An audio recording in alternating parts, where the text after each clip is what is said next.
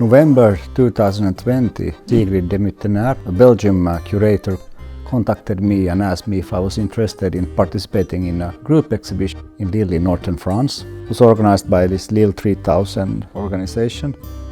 They had been organizing every 2 or 3 years a big art festival in Lille. It's a half-year festival with a lot of events and happenings. And the organization was at that time also looking for the main artist for the really big street called Rue Faidherbe, or they call it Rambla, to make some big installation on that street. It's one of the main roads in Lille. It's a road that starts from the main train station. And told me that, could you please make 10 4.5 meter sculptures for this road. You have time 1 year. Because the name of the festival was Utopia, so my idea was that there would be like a group of Utopia and Nordic Moss kids or society from Finland would have traveled to Lille, and each person in the group would have a purpose, and all these purposes would be equally important. So there would be one would be a doctor, one would be a philosopher, one would be a harvester or gatherer, so on and so forth. As they were sculptures, so what would the hands do and so on. Each of the figures were showing their purpose in sign language, and so the hands were signing. And so I gave Lille 3000 this idea, and they liked it. And so in summer of 2021 I made 10 models for the sculptures from ceramics, and I flocked them and I put the accessories on them that I wanted them to have. So that took me 3 months to make, and then these models were shipped to Lille. The studio that manufactured the figures, called Atelier Saint-Roch, they had done before also this kind of figures. They knew how to do it. How it's done is that the models were 3D scanned, and then the figures were carved in the right size from styrofoam, and then they would put this kind of metal armature inside the styrofoam, and then they would coat the styrofoam with the fiberglass to make them durable, and that fiberglass would be then coated with flocking, like I do. And so yes, that's how they were done, and they were produced, and that was pretty amazing.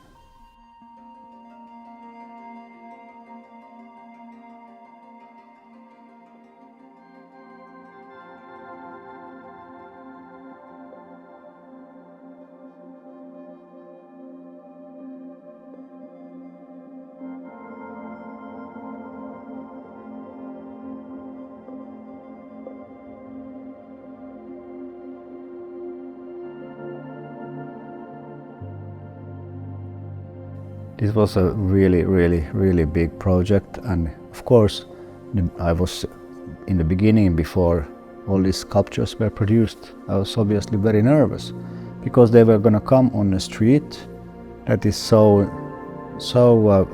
this sculpture would be so visible, and actually there was like close to 2 million people visited Rambla, the street. So that's a big audience, and then when you have 10 of these 5 meter sculptures that nobody can miss there. So it was like, I felt a lot of pressure. So the first time I went to see them, and then I saw the sculptures when it was finished, and I was like, wow, they managed so well to do them. You feel kind of a weight fell off your shoulder. And they were really overwhelming when you had these 10 of these massive sculptures in the street, and they were on a 2.5 meter pedestal, so they became very big and incredible. And I realized I will never be able to do maybe this anymore in this size. So it also was a bit of a sad thing, because I realized that this amazing project doesn't necessarily happen again. But I was of course very happy with the final product and the finish that they put on them. The organization Lille 3000 really was amazing how well they got everything done. It's like I can't still believe that it was how smoothly everything was produced and handled.